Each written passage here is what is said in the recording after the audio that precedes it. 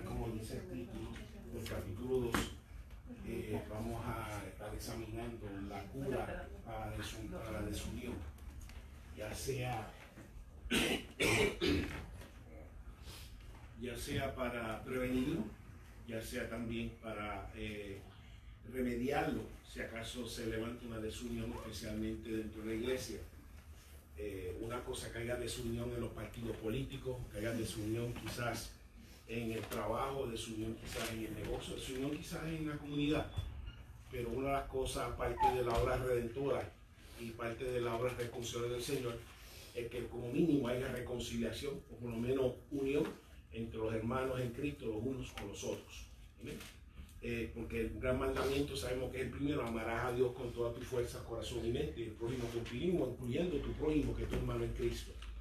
Pero entonces, así que vamos a examinarlo ya continuando del capítulo 1, donde ahora dirige su atención a un asunto que le preocupa, que no vaya a surgir, porque ahora está en la cárcel esperando su juicio, de que porque esté físicamente confinado, de que el enemigo, como él sabía que tan pronto él se fuera, que iban a venir personas como lobos rapaces en la congregación, que entonces que a consecuencia que esos lobos rapaces crearan desunión en la congregación.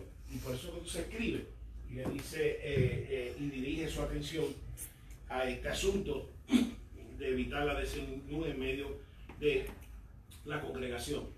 Si ven el capítulo anterior, justamente antes de terminar, porque este capítulo empieza con las palabras por tanto, pero si ven el versículo 27, una de las cosas que termina, que solamente que os comportéis como es digno del Evangelio en Cristo, y parte de ese comportamiento es la unidad, o trabajar por la unidad, trabajar por la armonía dentro de la congregación. Eso es parte del comportamiento, no simplemente que se comporten como Dios espera en medio de la aflicción, sino que también que se comporte como Dios espera también en el ejecutamiento de la unidad con los unos con los otros. Y que este es el fruto, y que se comporte como es digno del Evangelio de Cristo, que es el fruto, por lo menos, es ver esa unidad y ese amor de Cristo, no solamente hacia Cristo, sino también los unos por los otros, y que todos sean guiados por el mismo Espíritu, y aún permitiendo, porque esa fue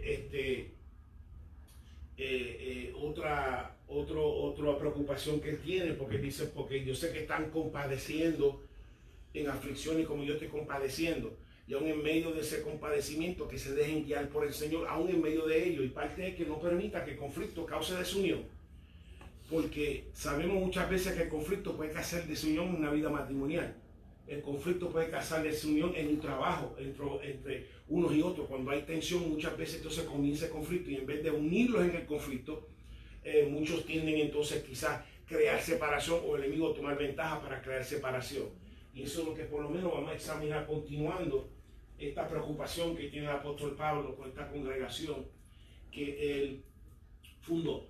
Así que le voy a pedir a Beatriz que voy a leer 1 y 2 de capítulo 2. Por tanto, si hay alguna consolación en Cristo, si alguno consuelo de amor, si alguna comunión del Espíritu, si algún afecto extrañable, si alguna misericordia, completar mi gozo sintiendo lo mismo, teniendo el mismo amor, unánimes, sintiendo una misma cosa. Amén.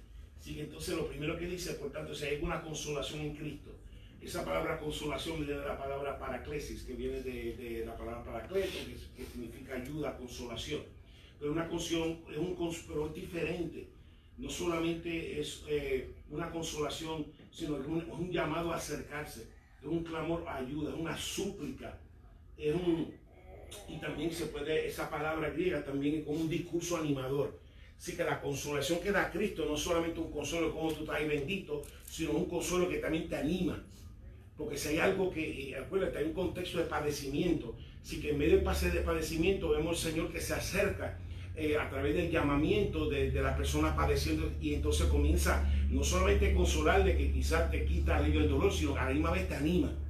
Y esa es la diferencia de la relación con el Señor, que todos nosotros vamos a padecer aflicciones, pero sabemos cuando recibimos esa consolación de Dios, sabemos que no solamente nos consuela, sino que nos anima y nos da una fuerza nueva.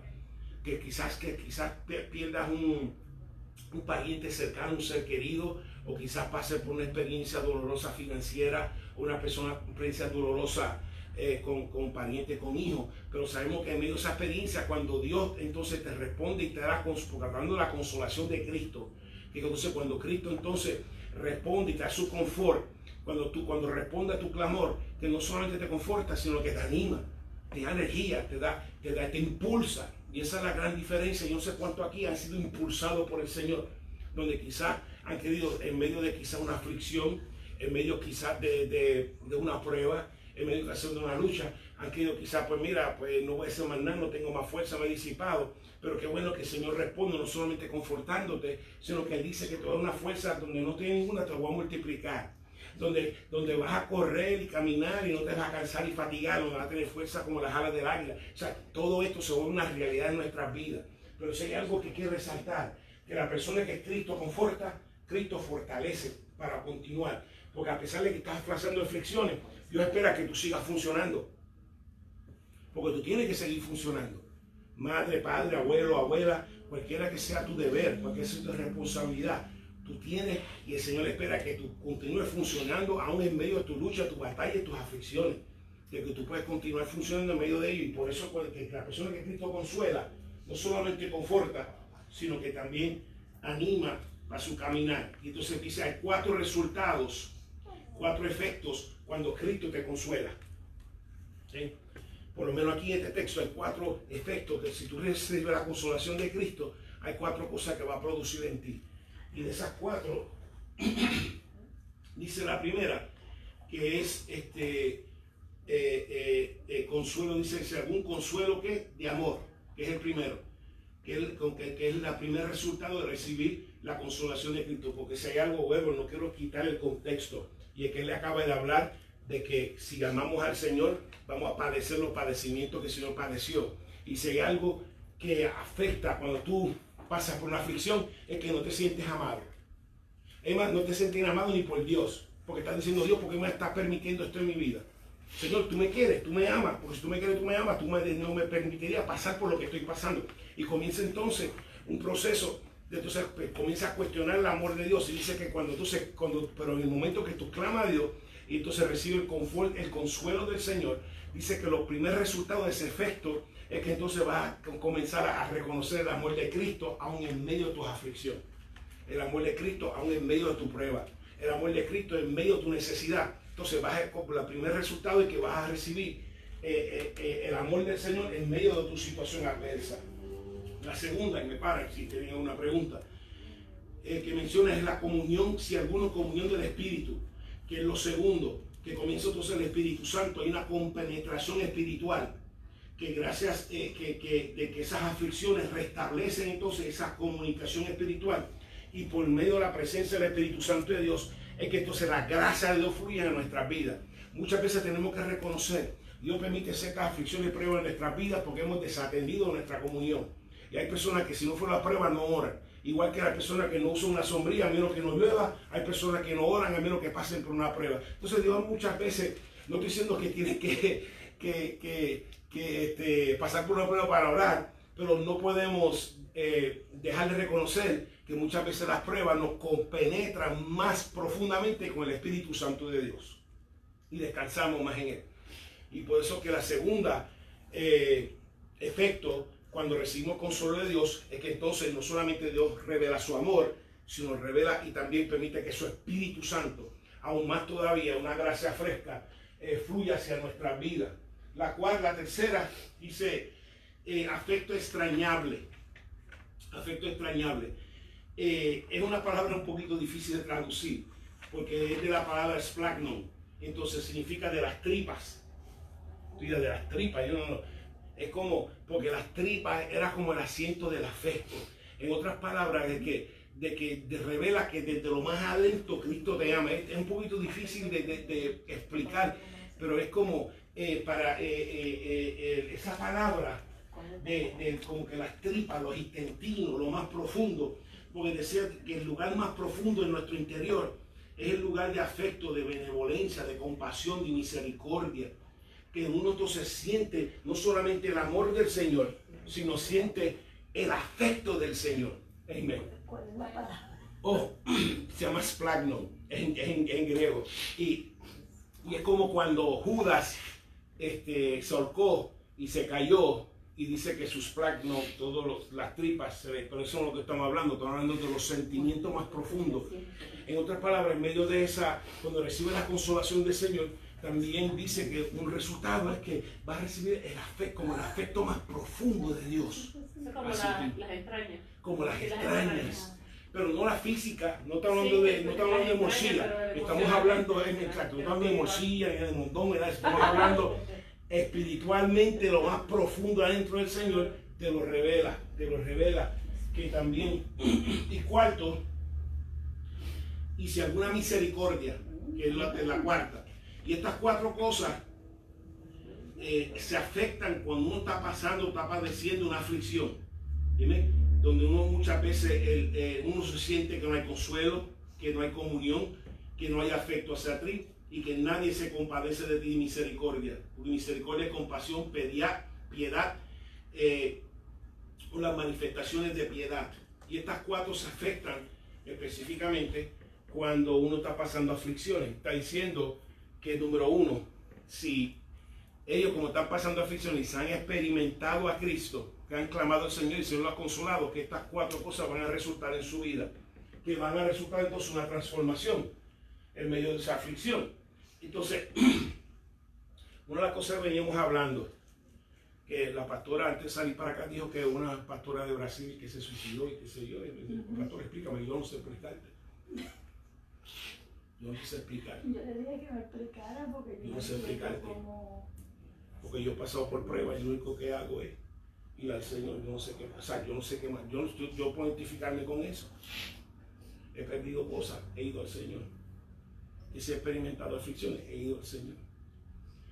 No sé, o sea, yo no sé qué otra reacción, qué reflejo, excepto pues como Job, decir, bueno, Jehová dio, Jehová quitó, que sea Dios glorificado. O sea, yo no tengo más, o sea, no tengo más reacción, o sea, que yo no puedo identificarte como algo así, de caer en una depresión que cambie la vida. Yo tú estás loco. A mí, ¿qué es lo que? No, seguro que no, forma.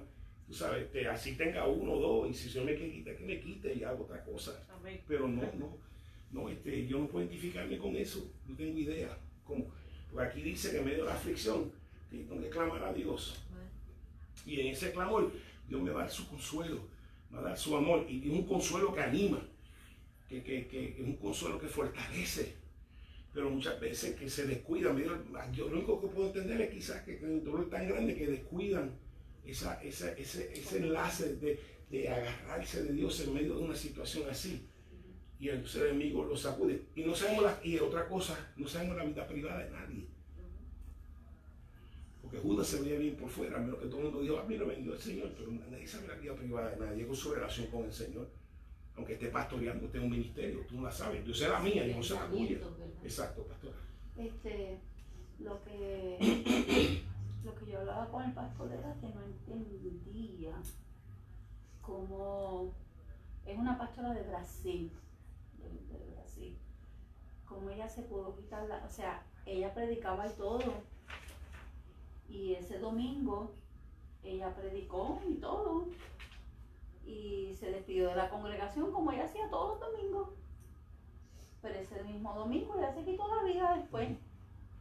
Y aparentemente ella estaba ahí que en depresión, pero entonces no puedo entender, lo que yo no puedo entender es que necesito que Dios me lo clarifique. Es que como yo entiendo que la depresión existe, pero nosotros tenemos que entender también, el cristiano, cuando vamos cayendo o nos damos cuenta que estamos cayendo en una depresión, el Señor nos levanta. No sé si, ¿verdad?, a usted le ha pasado, pero el Señor se encarga de que, mi sierva, te tienes que levantar de ahí, ¿tú me entiendes? Nosotros tenemos que levantarnos, si es una tristeza o lo que sea. Y lo que no puedo entender es cómo ella predicaba con depresión. porque la palabra tú no la puedes predicar. O sea, cuando tú estudias un mensaje, cuando el Señor te da un mensaje a tu vida, el Señor te habla primero a tu vida, te ministra a ti. Y cuando el Señor te ministra a ti, pues entonces tú traes esa palabra a la congregación. ¿Cómo es posible que ella predicaba con esa depresión, la traía al pueblo, pero entonces ella se iba igual para su casa? O sea, hay cosas como que cuando uno conoce las cosas del Señor, no puede entender ciertas cosas. Y no estamos saliendo del tema, porque estamos hablando antes, termina el capítulo 1, hablando de que usted conoce lo que estoy pasando, porque muchos están siendo perseguidos y pasando aflicciones, consecuencias del evangelio, como yo lo estoy pasando, como que el apóstol Pablo está preso, está en Roma esperando su caso. Estamos hablando, y no es ajeno, porque vemos que Elías pasó lo mismo, o sea, hizo bajar fuego del cielo. Aquella, pues, el pueblo como que no respondió muy bien, y aquella lo amenazó de muerte. Y dijo, ¿sabes qué, Señor? Me senté aquí y me voy a morir.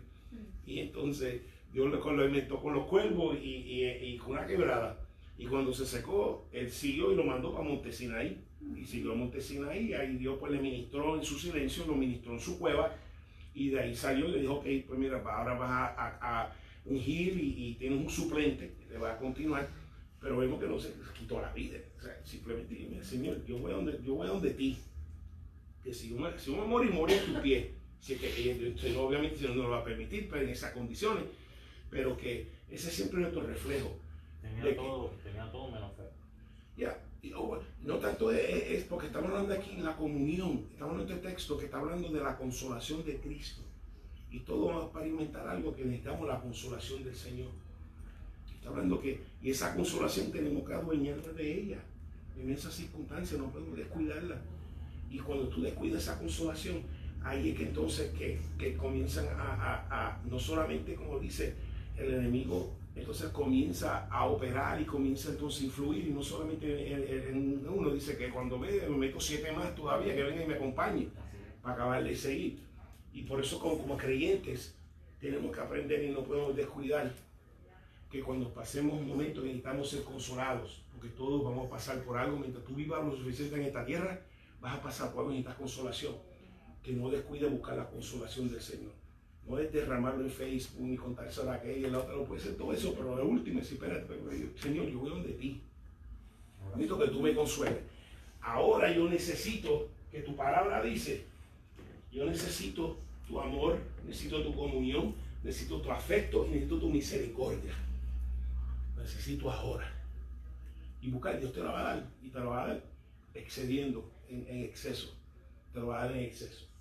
Entonces, el versículo 2 dice, completa mi gozo, porque el gozo de él es que entonces ver todos a ellos, vamos adelante, verlos en armonía.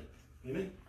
No me digas, padre y madre que está aquí, abuela, abuela que está aquí, que tu gozo no es ver tus nietos, tus hijos, en armonía. Amén. No es ver los hijos peleando, o los nietos peleando, o en conflicto, no en esto, sino verlo que en armonía. Y lo mismo es, ya que parió espiritualmente esta congregación en Filipo. Y entonces se completa mi gozo. Y parte de completar el gozo, dice, sintiendo lo mismo, teniendo el mismo amor, unánimes y una sola cosa. Y la palabra que se repite constantemente es la palabra froneo, que viene de frenología, viene del cerebro, de la mentalidad. Y está diciendo que todo tenga la misma mentalidad, el mismo sentir, la misma mentalidad, el mismo enfoque. Y sintiendo la misma mentalidad, entonces requiere un esfuerzo, porque si van a mantener el crecimiento, es necesario que ponga un esfuerzo y batallar por esa unidad. Hablamos la semana pasada de que, ejemplo, si uno está ofendido o ofendió, que tenemos la responsabilidad de demanda, que tú vayas y busques una reconciliación. A eso hay que trabajarlo, eso es nuevo. Pero mantener la unidad hay que trabajarla. Y una de las cosas que él dice que tiene que trabajar con mantener esta misma mentalidad, que vamos a definir ya mismo. Esta misma mente, este mismo pensar, este mismo pensamiento. este mismo amor, sintiendo el mismo amor. Amén.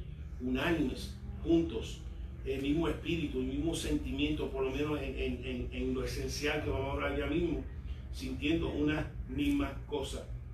Y esta amenaza a la unidad que él está buscando, de que todos tengan el mismo sentir, mismo amor, unánime, misma cosa, a consecuencia de la consolación del Señor, que esto es una amenaza a una congregación no solamente en el siglo I, sino en todos los siglos. Porque el enemigo lo que está buscando es destruir la unidad, por crear una casa dividida. Porque como dijo el Señor, una casa dividida va a caerse. ¿Okay? Entonces, lo que sucede muchas veces, entonces viene la congregación, y lo que sucede muchas veces es esto, y cualquier semejanza es pura casualidad. Cuando usted ve eso, ¿qué es lo que viene en su mente? Y usted dirá, bueno, eso es allá en la familia, eso allá en los parientes, pero eso sucede también en las congregaciones. No debiera, pero sucede, aunque no se revele físicamente, pero emocionalmente se sucede. ¿Qué viene a su mente? Han habido, no debo reírme, pero han habido reuniones de oficiales de la iglesia, de Uieres, que han invitado al parking a las pescosas de las diferencias tan grandes. Y uno dirá, de verdad, sí, que tú no sabes lo que sale en la cocina, sabes de la cocina, donde sale la comida. Y allí en la cocina se despide a la gente. Lo único que tú sabes, ejemplo, cuando usted está en el restaurante, salió la comida, ¿verdad? Tú no sabes lo que ocurrió, como nos ocurrió a nosotros. Una vez fuimos, no he oído todavía del tema, nos fuimos a comer a Denny y la comida no salía. Y yo, ¿por qué era? La que salió afuera nos dice, no, es que están peleándose los cocineros allá adentro. Pero eso fue en Puerto Rico. Sí, entonces, en Isla Verde. Muchas veces lo que tú no sabes en las congregaciones, que están en la cocina y que se despide, se hace. Lo único que tú sabes es que los domingos se viene, se abre la palabra, así dice el Señor y la comida es servida. Lo que sucede entre los bastidores no tiene conocimiento y no debe conocerlo tampoco, pero muchas veces no debiera haber esa falta de unidad. No solamente la falta de unidad, sino lo que esto revela físicamente, muchas veces es la tirantez que puede haber una congregación, la falta de unidad, uno tirando para un lado, uno tirando para otro. Muchas veces la falta, por eso se llama división, estas visiones, uno quiere una dirección, uno quiere ir para otra. ¿A dónde va a ir entonces la canoa? ¿A dónde va a ir? A ningún sitio. Excepto van a estar cansándose, pasando esfuerzo, etc. Y esto es lo que el apóstol Pablo sabe, que el lobo rapaz iba a entrar en las congregaciones a tratar de crear la desunión en la congregación.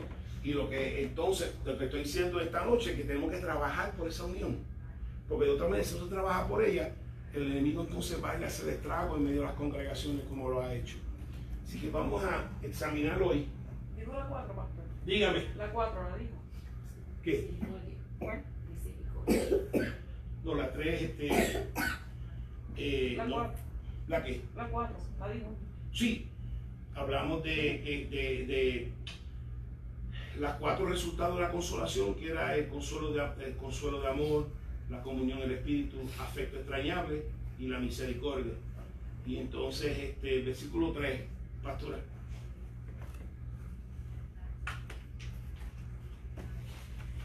Nada hagáis por contienda o por vanagloria, antes bien con humildad, estimando cada uno a los demás como superiores a él mismo. Amén. Así que una de las fuentes que él menciona aquí es contienda, que nada haga por eritheía, que significa, literalmente la palabra es interesante, haciendo campaña para, literalmente la palabra en su origen, haciendo campaña para elecciones, buscando cargos o posiciones, buscar puestos, de un espíritu partidista, dando a facciones, que todo esto resulta en ¿qué? En contienda. Es interesante porque la palabra que usa en contienda y es una palabra usada por partido partidario. En otras palabras, que lo que está aludiendo es que por nada hagas para promover tu propia posición o ambición. En otras palabras, si va a una elección de diácono, mira, vota por mí, mira, vota por mí, vota por mí, mira, tú votas por mí, mira, pues mira, aquí está, mira, aquí está, vota por mí, vota por mí, vota por mí, en una congregación. O si va a correr para... Lo que está diciendo es que en las congregaciones no debe haber partidos partidarios ni facciones dentro de una congregación, que no hagas por contienda, que no hagas necesariamente por avanzar tu propia agenda. Y esto es lo que sucede cuando hay gente que viene a avanzar su propia agenda. Crea contienda, donde quiera que se practique, crea contienda. Es igual que en un trabajo donde hay personas haciendo un vota por mí, como si fueran las elecciones, va a crear contienda, aunque no se exprese físicamente, pero crea contienda. Y dice que no solamente que nada hagas por contienda, por avanzar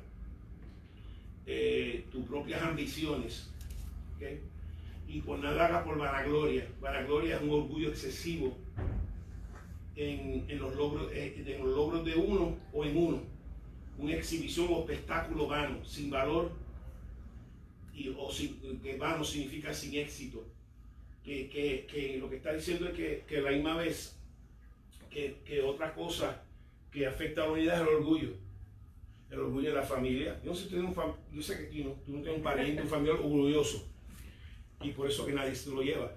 En el trabajo, no sé si hay alguien orgulloso así, que es vanaglorioso, se cree la última Coca-Cola en el desierto, que es lo mejor, desde que se creó el pan sobao, es lo mejor. Personas así, que por nada, entonces, haga para subir tu posición, para verte superior a los demás. Y es una mentalidad, dijo que sintamos lo mismo, pero la mentalidad no es la mentalidad del mundo. Y una cosa que tenemos que cuidarnos es que la mentalidad del mundo que estamos rodeando no se nos afecte ni afecte a nosotros. Y si nos ha afectado, tenemos que cuidarnos de entonces permitir que el Señor nos limpie. Porque ¿de dónde vienen estas actitudes? Ya sea de facciones, de partidistas, o ya sea de vanagloria, o de orgullo excesivo. Esto viene, hay varias, primero de la cultura donde estamos, que estamos rodeados. Muchas veces de las escuelas, donde hemos estado expuestos desde el niño a la escuela, donde había uno que siempre tenía un guille, o la otra que se quedaba más linda, qué sé yo, y ese orgullo y esa vanidad, etcétera, de las escuelas, de las mismas familias, de los anuncios de mercadeo, del mismo trabajo, de los mismos medios y de las artes, de evitar que seamos contaminados. Y si hemos sido contaminados, tenemos que permitir entonces que el Espíritu entonces nos limpie de lo que está afectando, que no seamos nosotros una fuente de desunión en la misma iglesia. Es triste decir, no es triste ver, tú sabes cuando ves esa película Problem Child, que cuando lo sacan del orfanatorio, cuando lo sacan del orfanatorio, las monjas hacen un party, una fiesta.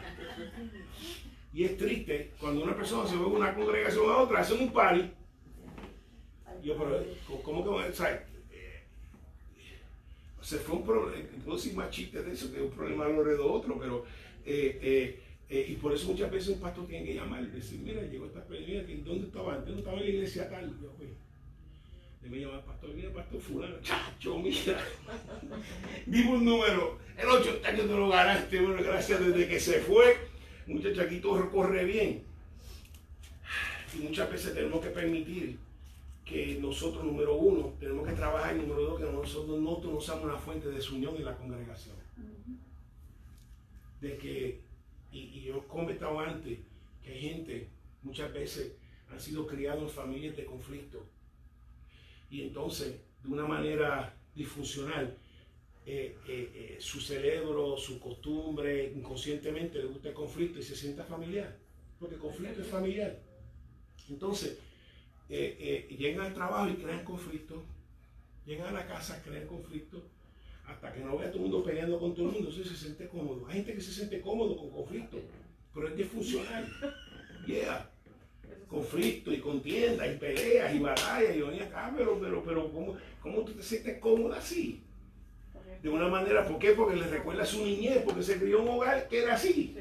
Y hasta que una persona se sane y diga, mira, esto no es normal, Señor. De que yo llegue a mi casa y estén los niños peleando con las mascotas y el padre peleando conmigo y al otro y todo el mundo y un revuelo en la casa y tú sentado así, wow, qué chévere se siente esto, estoy en casa, qué rico se siente. Y en el trabajo lo mismo. Pues eso tiene que Dios sanarnos, porque esto no es lo que Dios quiere ver ni en la vida privada ni en la vida pública. Que si has experimentado esto, si esto es la experiencia de tu familia, Pues mira, permite que Dios te sane y diga, no, esto no es normal.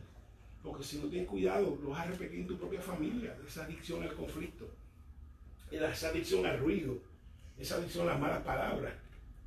Que hasta que no vean los platos volando y las paredes allí supo con joto. Porque aquí, no como en Puerto Rico, tú tiras la pared y se rompe el plato. Aquí rompe la pared y tirando puño a la pared y arreglándola después. Y hasta que no veas todas las cosas tirando y revolcadas, no te sientes cómodo. O tú te sientes cómoda y eso no está bien. Dios te quiere sanar porque Dios quiere paz. Paz en ti. Y Él dice que por nada hacer por contienda, no importa la fuente que sea, sino que tenemos que trabajar que ese espíritu de éxodo mundano no trabaje en nosotros, porque el mundo, según mide éxito, con poder, con prestigio, con influencia, con posición, con impresionar, buscando admiración, y muchas veces se utiliza la iglesia, la congregación, como una escalera para seguir ascendiendo. ¿Amén? Y entonces no estamos llamados a eso, dice que lo hago en humildad. Humildad es estimando a uno y los demás superiores. Donde uno estima a los demás como superior a uno. El versículo 4, Ana, Nieves. No mirando cada uno por lo suyo propio, sino cada cual también por lo de los otros. Así que no por espíritu de contienda, no por espíritu de vanagloria, sino que mirando cada uno, no por lo uno, no egoísta, sino que también mirando por los intereses y el bienestar de los demás. El bienestar de los demás. Entonces, esto es lo que estamos hablando. Que entonces, que las personas, que los miembros, el cambio de la mente, que tienen un mismo sentido, una misma mentalidad, es que no hagamos las cosas por poder, por prestigio, por posición, por admiración, por egoísta, por bienestar propio, por ser servido constantemente de nuestros propios intereses, aumentar nuestra reputación, que él o ella se ha glorificado, sino que ya eso, por lo menos, vamos a ver cómo que se cura. Estoy hablando simplemente de los síntomas, donde hay personas que entonces llegan y resisten que entonces que estas influencias sigan operando en nuestra vida. Estos son carnales. Esto, nada de una persona operando así no hereda el reino de los cielos. Pero entonces, a consecuencia de que tenga humildad, estimando a otros, el bienestar de otros, el amar a Dios, el amar al prójimo, el que sea imparcial, que tenga interés por los demás y que el Señor sea glorificado. Entonces, lo que estamos hablando hoy es que esto se haga una transformación, donde la persona permita que el Espíritu Santo, entonces, porque de otra manera esto es lo que causa las contiendas. Eso es lo que estamos hablando. ¿Okay? Estamos hablando de la causa de desunión en las congregaciones. Cuando hay personas que no están buscando, estimando a otros, el bienestar de otros, el amar a Dios, el amar al prójimo, lo que están buscando es su propio poder, su propio prestigio, su propio éxito. Donde están las congregaciones, porque dice, esta congregación es grande, esta congregación yo puedo vender mucha Royal Lifestyle o mucho vacuum cleaner. Aquí puedo vender keto, aquí puedo vender Herbalife, aquí puedo vender. Y mira las congregaciones como una fuente de ingreso, aquí puedo vender mucho porque son grandes. Hasta que no puede vender más nada, se mueve para la próxima. Ya todo esto no está creciendo, no hay una relación con Dios, simplemente tengo una relación con las cosas de Dios. Y como creyentes no estamos llamados de relaciones con las cosas de Dios, sino con Dios mismo. Y lo que entonces produzcamos esa transformación, de que entonces le demos más peso a que estimemos a los demás como superiores a nosotros. ¿Amén? Estimamos a otros, buscamos el bienestar de otros, amamos a Dios, amamos al prójimo, lo expresamos, somos imparciales, no es que corremos para el rico y despreciamos al pobre, sino que somos imparciales. Dios nos usa con el rico, con el pobre, con el que sea. Estamos pendientes del interés de los demás y sobre todo que el Señor sea glorificado, porque eso es lo que el apóstol Pablo buscaba, hacer la vida y la muerte, que el Señor sea glorificado en mi vida. Que no hablen de mí, hablen del Cristo mío. ¿Sí? De que se hable de mí, pero no dejen fuera el Cristo mío, que el Señor sea glorificado. Y entonces la cura entonces consiste en, porque es que estamos hablando de entonces de ir de aquí a aquí. Amén. Eso es lo que estamos hablando. Una iglesia unida, trabajando unido, adorando unido, trabajando unido como equipo, apoyándonos a otros, yendo todos en la misma dirección, no jalando un lado, jalando para otro, etc. Y la cura, entonces, versículo 5, si me lo puede leer, Verónica, por favor. Haya pues en vosotros este sentir que hubo también en Cristo Jesús, el cual, siendo en forma de Dios, no estimó el ser igual a Dios como cosa a que aferrarse. Ok, hasta ahí, del 5 al 6. Así que haga este sentir, y la palabra es la misma, freneo, que es mente, pensar, porque habla de mentalidades, que permita que tu mentalidad de Jesús sea formada en tu mente. Y eso es lo que va a permitir esa transformación. ¿Por qué? Porque dice en Proverbios 23:7, cuál es su pensamiento en su corazón, tal es. Tu pensamiento determina entonces tus posiciones. Y dice que si va a haber unión en la congregación, tener un cambio de mente y tener la mente de Cristo.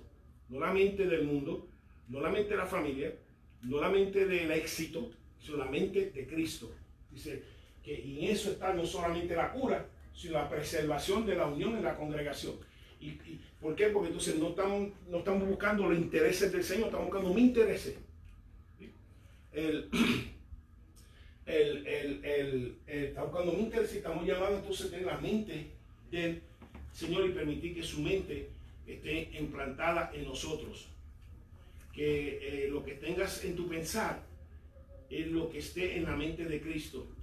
Que tú, a quien tú llamas Señor. ¿Okay?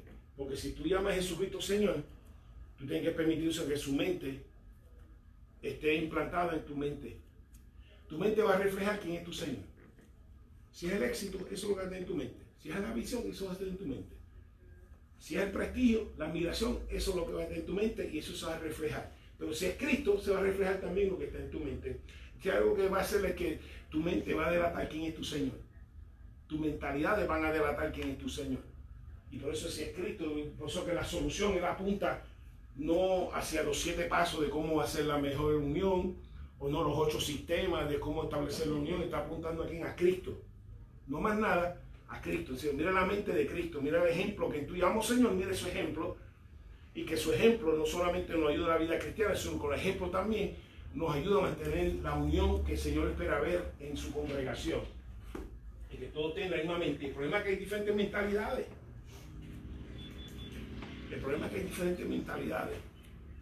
Unos buscan servir al Señor, otros buscan puestos, otros buscan elecciones, otros buscan facciones, otros buscan orgullo, otros buscan otra cosa. Yo voy a quedar en la congregación porque tengo que vestir todos los domingos. No me lucir el traje todo el domingo, todo el gabán todo el domingo, esto todo el domingo. Y eso no es la mente de Cristo. Así que verdaderamente de la manera que, como las congregaciones, de la manera que van a trabajar unidas, es que cada uno, a la medida cada uno tiene que permitir que Cristo implante su mentalidad, su pensamiento y sus valores dentro de nosotros. Y así que la unión no solamente se establece, sino se mantiene mirando el ejemplo del Señor. En cual dice, ¿cuál es su ejemplo? Siendo forma de Dios, siendo el morfe, que simplemente morfe es un término griego donde no hay cambio. Es como el agua puede ser hielo, el agua puede ser líquido y el agua puede ser gaseosa, pero no deja de ser agua, H2. Y así que siendo forma de Dios, que Cristo es divino, que siendo divino no es cambiable, no importa, que aunque se despoje de toda la gloria que está, sigue siendo Dios, no va a dejar de ser Dios, sigue siendo deidad, sigue teniendo divinidad. Entonces, dice que Cristo, teniendo la mentalidad del Señor, que Cristo siendo Dios, que dice que no lo vio como algo de qué aferrarse, de qué agarrarse, de que verlo como algo de enorgullecerse, siempre y cuando no interponga en su misión de ser nuestro Salvador, de ser nuestro sacrificio. Y si Cristo estaba dispuesto a despojarse de toda esa gloria que estaba rodeado antes de encarnarse, despojarse de todos los ángeles, despojarse de todos los querubines, de toda la honra, de toda esa gloria, que cuanto más nosotros debemos estar dispuestos a despojarnos para hacer la obra del Señor en la vida nuestra. ¿Okay? Están viendo la mentalidad de decir, mira el Señor, que Dios, teniendo toda su gloria, esto no se puede agotar. Son cosas que uno puede estar hablando mucho, pero vemos que a pesar de que tiene esa divinidad, no lo vio como algo que, no tanto la divinidad, sino toda esa gloria y toda influencia, no lo vio como algo que tengo que agarrarme de ella y mantenerla a ella con tal que impida que cumpla la voluntad de Dios. ¿Alguna pregunta hasta ahora? Ok. Sí, que entonces continúa diciendo que se despojó a sí mismo. No, eso lo leímos, versículo 7. Edu. 7 o 6. Sí. Ya yo regresé. Sino que se despojó a sí mismo, tomando forma de siervo, hecho semejante a los hombres. Sí, que vemos que cuando se encarnó, ese acto de encarnación se hizo de ninguna reputación, se hizo especialmente toda la reputación, toda la honra celestial que tenía. Dice que cuando fue a la tierra, que vino, encarnó, no buscando ningún tipo de reputación. De hecho, todos sabemos que fue puesto en su nacimiento, donde nació fue un establo, metido en una cueva. Y lo segundo, su cuna, donde muchos de nosotros tenemos Moisés, y tenemos cunita, y hacemos preparativos, y estilo, donde lo pusieron y donde se da comida a los animales. Vaciaron la comida, pusieron y lo acomodaron, ahí pusieron a Jesús. Que entonces su ejemplo lo que está dando, porque acuérdate, está hablando de las actitudes, las mentalidades que contribuyen a mantener la unión. Él dice que si el Señor, con toda su gloria, estaba dispuesto a desprenderse de todo lo que causaba admiración y gloria y honra para tomar forma literalmente de siervo, de esclavo, para servirnos a nosotros, cuanto más hay que estar dispuesto a despojarse, a buscar la humildad, a buscar los bienes de los demás, para no solamente servir al Señor, sino mantener la unión en la congregación. Porque hay gente, por razón que hay conflicto, porque hay gente no quieren dar ceder, son tercos. Son tercos en la clase, son tercos si fueran a decidir, mira, vamos a cambiar la alfombra a otro color. Si no se cambia el color, lo que ellos quieran, olvídate. Y eso no es así. Si hay algo que siempre hemos enseñado, es que número uno, que si cada uno que tiene cargo su ministerio, y si él encarga de su ministerio, y le damos sugerencias, por último caso, el que está a cargo del ministerio y de la visión es a él. Si él está a cargo de las facilidades, él dice, mira, quisiera crema, y yo, mira, que aquí tú crees tú lo otro, pero en último caso, él es de él, pero todo el mundo quiere correr lo de todo el mundo, y no correr nada, no correr las responsabilidades. Todo el mundo quiere correr lo de todo el mundo, pero no correr las responsabilidades. Si él tiene un ministerio, yo, mira, y hay un grupo que está ayudando, y entonces está ayudando, último alcanza, y uno toma decisión, si lo quiere de azul, pues de azul, y luego ese ministerio, y Dios se lo entregó a ella, y si es azul, pues es azul. Se acabó, a mí no me, a menos que haga algo grande, a menos que venga con color flema, yo no me voy a ir, le voy a decir algo, flema no es con otro color, pero fuera de ahí, es lo que ella decía, porque su ministerio es de ella. Pero como digo, hay gente que si no se hace lo que ellos dicen, es más, se acuerda de uno de los consejeros, cuando David se fue huyendo, uno de los consejeros se quedó y dijo, hagan esto, y no hicieron lo que él aconsejó, y ¿sabes lo que hizo? Se ahorcó, porque no se hizo lo que ellos quisieron. Y entonces tú dices, hay gente que si no hace lo que ellos dicen, se van de la iglesia. Y yo, pero ven acá, pero esa no es la mente, tú sabes, ¿dónde está el estimado, dónde está el respeto ministerial de otro, etcétera? No se puede hacer todo lo que tú digas. Y todo lo que, aquí no se hace todo lo que el pastor quiera, las cosas esenciales, pero lo demás tiene la libertad de llevar su ministerio dentro de, ¿verdad?, los constraints, dentro de las restricciones, lo que sea, pero el desempeño del ministerio como así Dios les diga. Pero no se hace todo así. Y eso es lo que hay que trabajar y permitir, que ver esa mentalidad del Señor, que el Señor estuvo dispuesto a humillarse para ser un siervo. Y nosotros tenemos que estar dispuestos a humillarnos para servir a quién? Al Señor. No servir a la admiración, ni servir el prestigio, ni servir el poder, ni servir la influencia, sino servir al Señor. Si el Señor estuvo dispuesto a cumplir y servirnos a nosotros en un sacrificio y todo lo demás, cubriendo su misión mesiánica, y estaba dispuesto a dejarlo todo con cumplir con eso, ¿cuántos nosotros debemos estar dispuestos a dejarlo todo por servir al Señor? Entonces dice que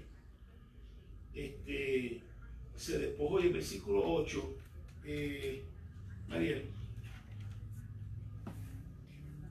Y estando en la condición de hombre, se humilló a sí mismo, haciéndose obediente hasta la muerte, y muerte de cruz.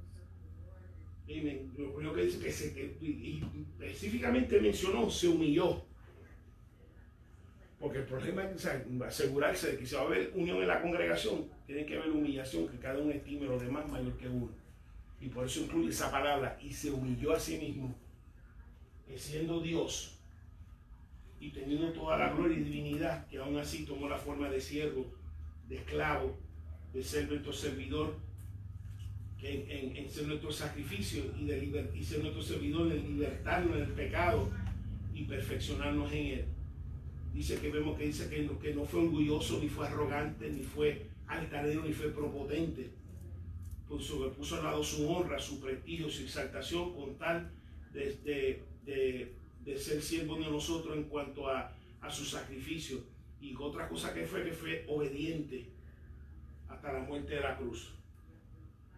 Y si va a haber unión en la congregación, hay gente que sea tan obediente al Señor. Y todo este tema que me hablaba, tiene que haber obediencia al Señor. Obediencia a su palabra, obediencia al Señor. Si el Señor dice, mira, si el verde ofendió al rojo, obedece al Señor, vete y reconcíliate. No hagas todo, excepto lo que el Señor te mandó, sea obediente. Si el Señor fue obediente al Padre en ser un sacrificio, nosotros debemos ser obedientes al Señor en lo que nos dirige para mantener la unión y otras cosas más, y ser perfeccionados por medio del Señor. Que vemos ese ejemplo de obediencia. Si el Señor fue obediente al Padre, nosotros tenemos que ser obedientes a Cristo. Por encima de la honra, el prestigio, la exaltación, los símbolos de éxito, tenemos que ser obedientes. Y el 9, Hilda. Por lo cual Dios también le exaltó hasta lo sumo y le dio un nombre que es sobre todo nombre. Vemos que por su obediencia, por tomar forma humana, dice que en última instancia fue exaltado. Su autorrenunciación le trajo mayor gloria, no solamente en el cielo, pero en la tierra. Y la obediencia a Cristo es lo que permite poseer, ser exaltado por Él. Porque fue obediente al Señor en Getsemaní y dijo, Señor, yo quisiera que pasara esta copa. Pero verdaderamente lo que deseo, aparte de que pase la copa, que se haga tu voluntad. Y fue obediente al Padre. Y eso permitió eventualmente su obediencia perfecta. Y eso es lo que el Señor está buscando implantar en nosotros. Eso vamos las semanas anteriores. Está implantando su obediencia perfecta en nosotros. Porque para eso vino Cristo. Para igual que Él fue obediente perfectamente, que a medida del proceso que el Espíritu Santo nos hace obedientes a nosotros en su perfección, obediencia a Él también. Entonces queremos ser exaltados, pero no queremos ser obedientes. Queremos los calles de oro, mar de cristal, pero no queremos la corona de espinas. Que es nuestro sacrificio, que es nuestra obediencia, que es nuestra perseverancia en el Señor. Y no hay resurrección sin Viernes Santo. Porque hay que pasar por Viernes Santo o Jueves Santo, como tú quieras, para entonces llegar a la resurrección. Y en nuestras vidas igual. Tenemos que ser obedientes. Y obedientes, aunque nos cueste prestigio, posición, éxito, nombre, admiración, influencia, lo que nos vaya a costar, lo tenemos que contar como basura, como va a ver ya mismo, con todos esos símbolos de éxito como basura, con tal de que sirvamos a nuestro Cristo. ¿Okay? Así que esos son, sí que la cura y la preservación de la unión está en la mente de Cristo. Y la mente de Cristo es obedecer al Señor por encima de nuestras emociones, por encima de nuestros deseos, por encima de nuestras pasiones, y permitir que cada día más nos perfeccione, porque igual que Cristo fue perfecto en todo lo que vio aquí en esta tierra, Él está buscando y el Espíritu trabajando a hacernos también perfectos en Él de día en día. El 10 y el 11 terminamos por hoy. Beatriz. Para que en el nombre de Jesús se doble toda rodilla de los que están en el cielo y en la tierra y debajo de la tierra, y toda lengua confiese que Jesucristo es el Señor, para gloria de Dios Padre. Amén. El apóstol Pablo siempre va a hablar de un tema, siempre pues,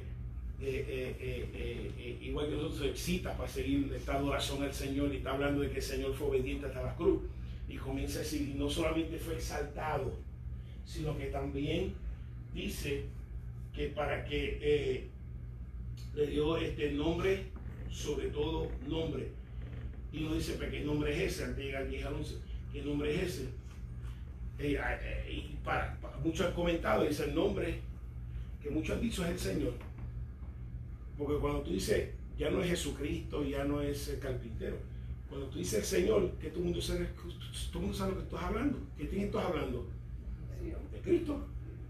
Así que sabemos, cuando dice el Señor, todo el mundo reconoce que estás hablando de Cristo. Eso es parte de un nombre ahora, que significa cuando da un nombre nuevo, era una transición nueva, una etapa nueva en la vida de alguien. Y vemos que esa etapa, al Cristo resucitar, su cuerpo resucitar de los muertos, representaba esa etapa nueva. Y dice que no solamente exaltado, en qué consiste esa exaltación. Número uno, que todas rodillas que reconozca la deidad del Señor, que todas rodillas que reconocerán, y no solamente rodillas de humanos, rodillas de ángeles, sino rodillas de demonios. Todo. Es interesante que los demonios reconocían al Señor. ¡Ah! Amiguita tormenta, no esté de tiempo. Y le cállate la boca, que no me hable, y vete. Es interesante. Dice que todo lo que está en el cielo, la tierra, bajo la tierra, en un momento, en el momento dado, cuando se establezca todo bajo sus pies, dice que todo el mundo va a tener que doblar rodillas. Todo lo que Él creó va a doblar rodillas, aunque quiera o no, y va a tener que reconocer y confesar que verdaderamente Jesucristo es el Señor, para la gloria de Dios Padre. Interesante, con esto terminamos, porque estamos hablando de la cura de la desunión, y dice que lo que está haciendo siempre para traerle gloria al Padre. Y nosotros, si vamos a mantener unión, una de las cosas que buscamos es traerle gloria a no solamente al Padre, sino a nuestro Cristo, nuestro Salvador. Todo lo que hacemos, esta es la mentalidad nuestra, esta es la mentalidad que causa unión y muchas cosas más. Buscamos no la gloria nuestra, que hablábamos ahorita, no buscamos la admiración nuestra, la posición nuestra, no buscamos que yo sea glorificado, sino ahora buscamos que Cristo sea glorificado en todo.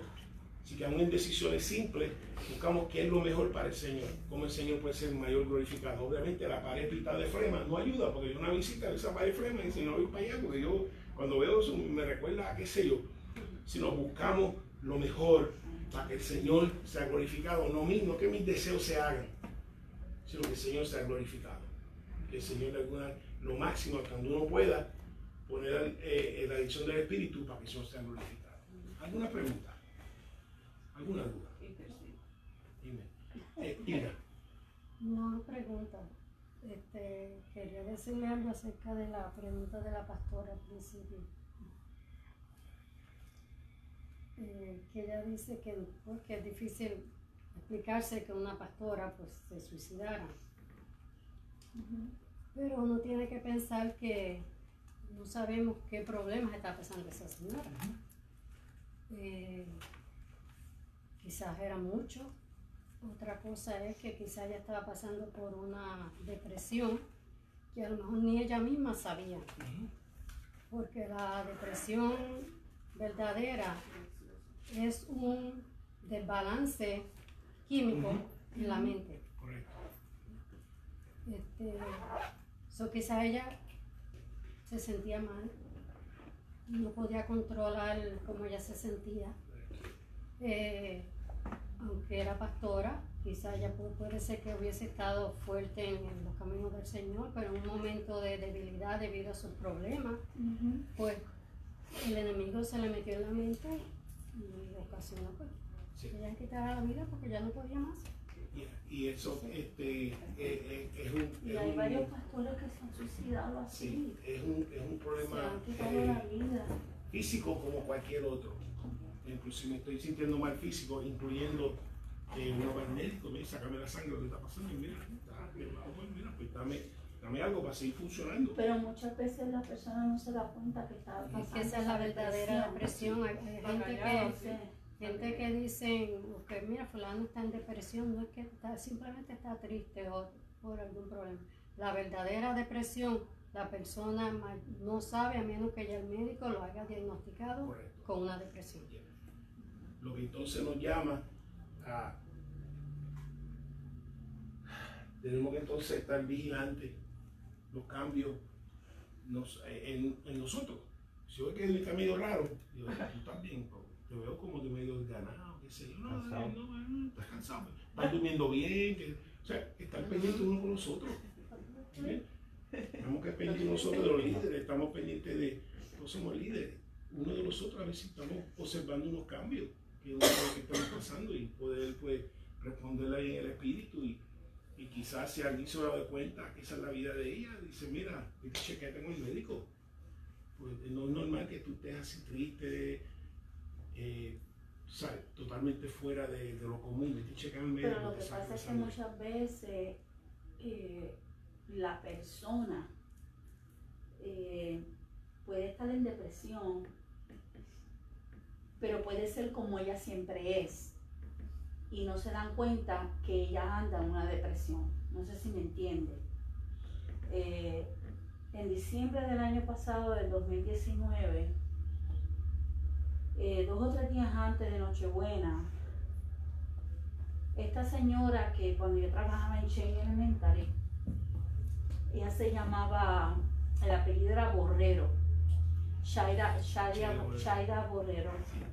Y ella fue a la iglesia de Lecon de Gil, contamos la Lecon de Gil varias veces. Recibí la noticia de que ella se había quitado la vida.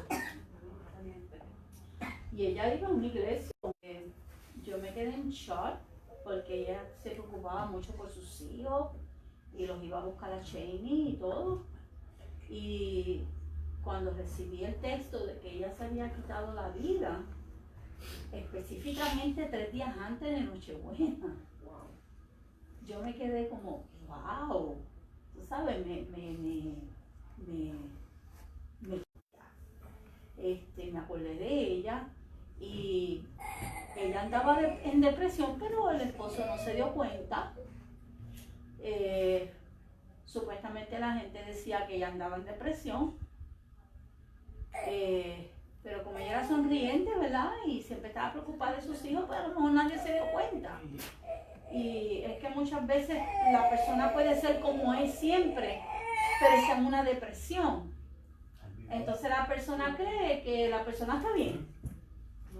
¿Tú me entiendes? Entonces a veces la misma pareja, el mismo esposo o la esposa no se dan cuenta.